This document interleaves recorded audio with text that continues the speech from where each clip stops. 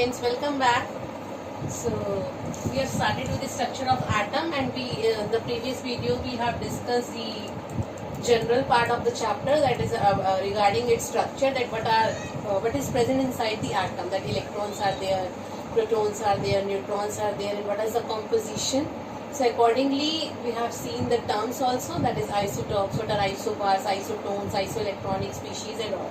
Fine. So today we'll see that how those atoms and electrons and protons, how they are present inside the atom, what is actually its structure.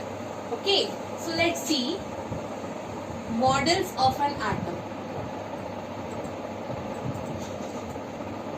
Okay, different scientists, they have worked on it after the discovery of subatomic particles. They have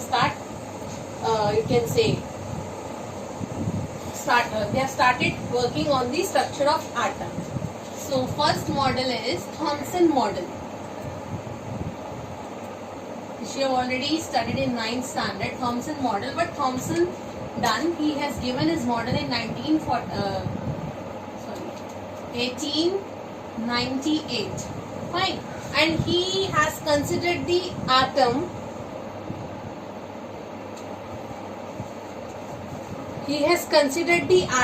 as a sphere. Okay, as a sphere of radius is equal to 10 to the power minus 18 centimeter. Sorry, not 18, it's 8. 10 to the power minus 8 centimeter. Fine. So he has considered the atom as a sphere. This is the atom of radius 10 to the power minus 8 centimeter, in which the electrons are embedded.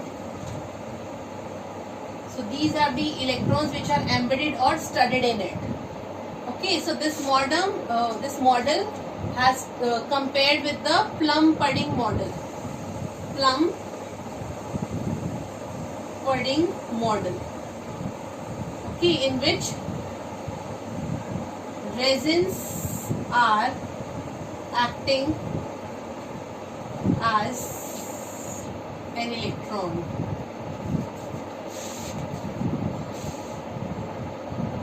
Fine. So this is about the Thomson model, that he has considered the atom as a sphere and electrons are embedded in it, and radius is about 10 to the power minus 8 centimeter. But he doesn't predicted the exact structure of the electrons. Okay, the rest of the things he was not able to explain.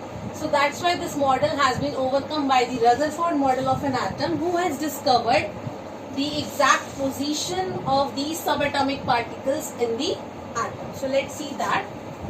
The second model, Rutherford model of an atom, he has studied and given his model in 1911. This also you have dealt in 9th standard. Second one, Rutherford model of an atom, has given in 1911. Fine. So what he studied, he has taken in his experiment the source of alpha particles. He has taken, all of you know what is alpha particles, that is helium. This is alpha particle. He has taken the alpha particle having mass of 4 and atomic number is 2, charge is 2. That is, sorry, atomic number is 2. Fine. So what he has, and he also chosen the gold, atoms of gold. Okay, so let's see.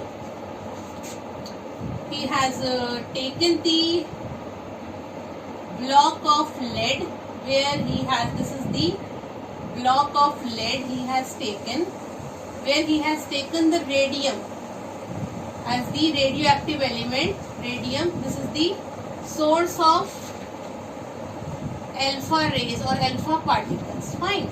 And then slit, here the slit has been used. Fine.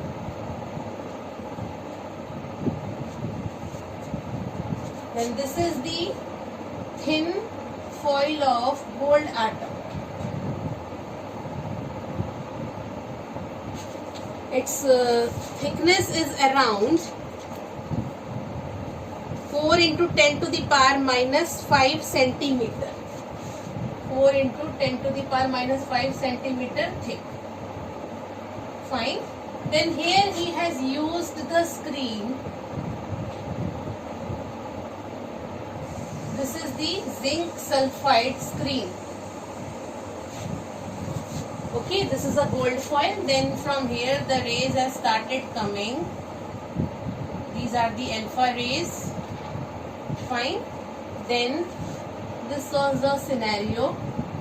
Most of the alpha particles, wherever the alpha particles are striking, they are producing scintillations.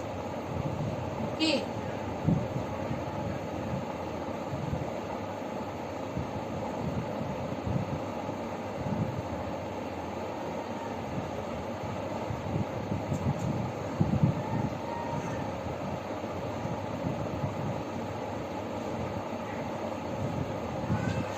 Fine. So these are the scintillations. Scintillations are, these star represent scintillations. Oh, sorry. Which are the flashes of light on the screen of zinc sulfide. As it's a fluorescent screen, so flash of light will come on the screen as the rays will get pass through the gold foil. So here the flashes of light will get produced that are known as scintillations on the zinc sulfide screen. Fine. So this is the experiment which he has carried out. Fine. Again I am just briefing it out that he has taken the block of lead in which he has taken the radium, which is a source of alpha rays, and then alpha rays just passing through the thin foil of the gold atom. He has taken the gold atom here, and then here it is a screen made up of zinc sulfide, which you can say produces fluorescence.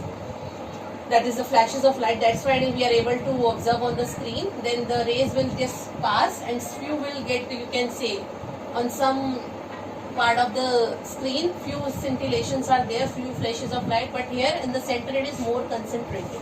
So this is the experiment which he has carried out. Okay, this is the experiment part. Now let's see what he has observed from the experiment. What observations? So let's see.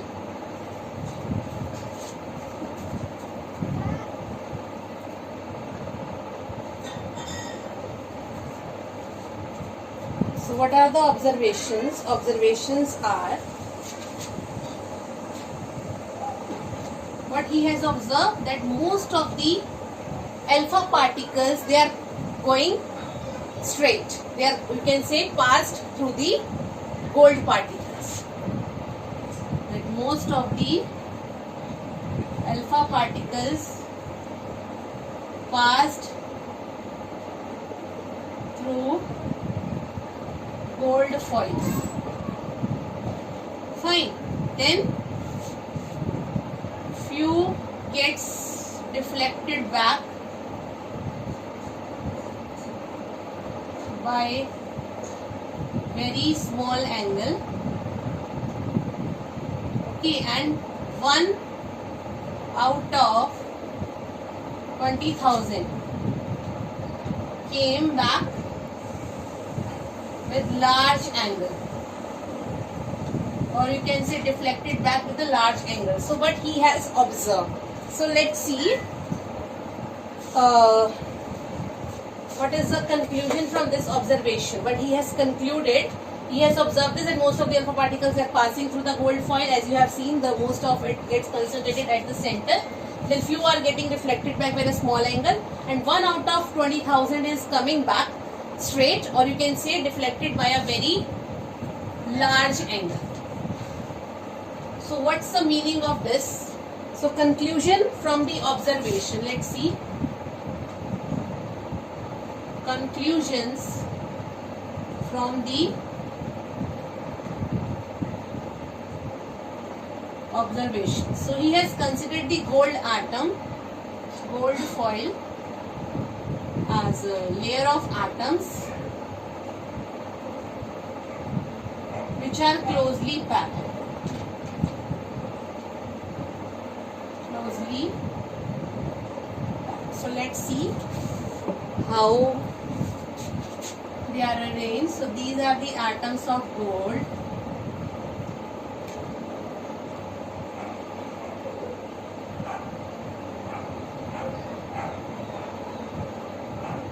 These are the gold atoms.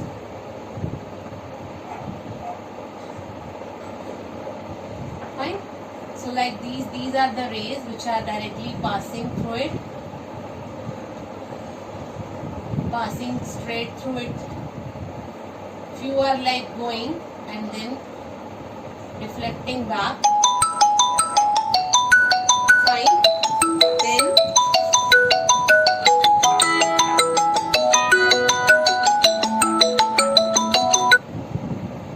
deflecting back.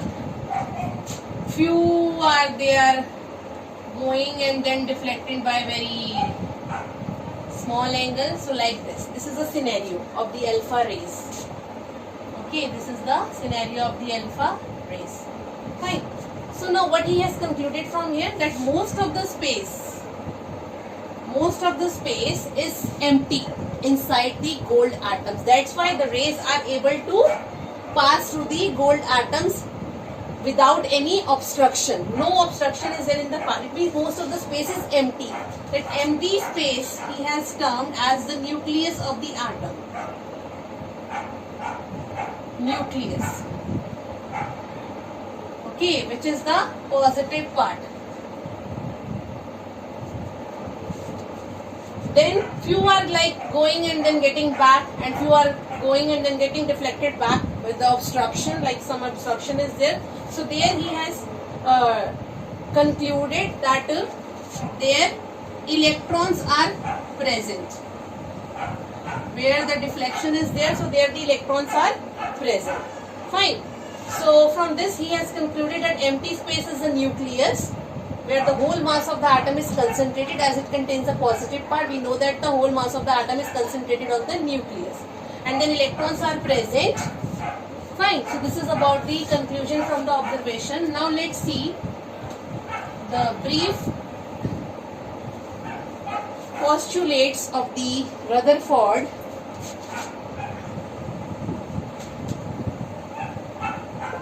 That according to him, that positive part of atom is nucleus. Okay. So number of protons always equal to the number of electrons in the atom. That is, positive charge is equal to negative charge. In that case only atom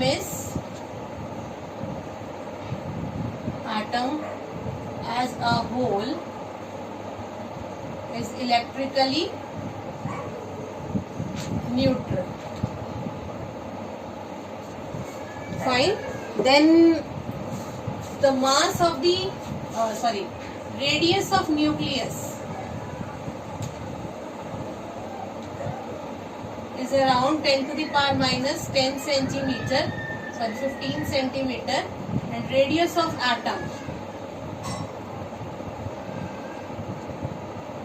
is around 10 to the power minus 10 centimeter. It means radius of atom is radius of nucleus is very less as compared to the radius of atom.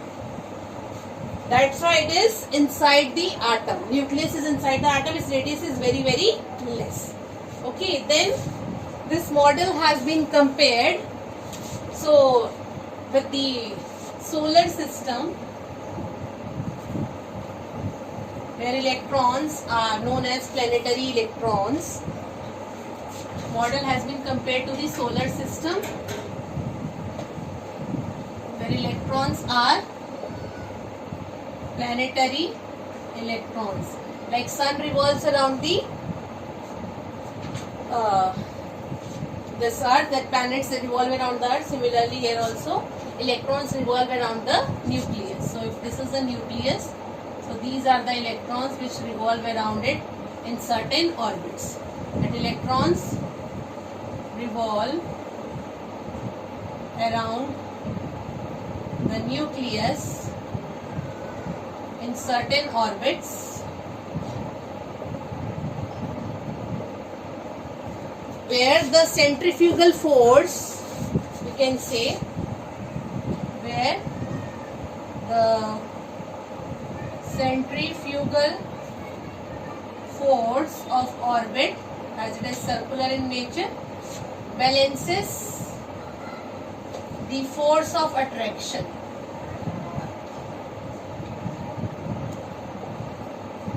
From the nucleus. So this is all about the Rutherford model of an atom. Fine. So basically he has, you can say, led to the discovery of nucleus in which the protons are present, and then how electrons are revolving around the nucleus. There is a limitation also. That limitation will discuss next time when we will study the concept of radiation. So we'll relate it with that.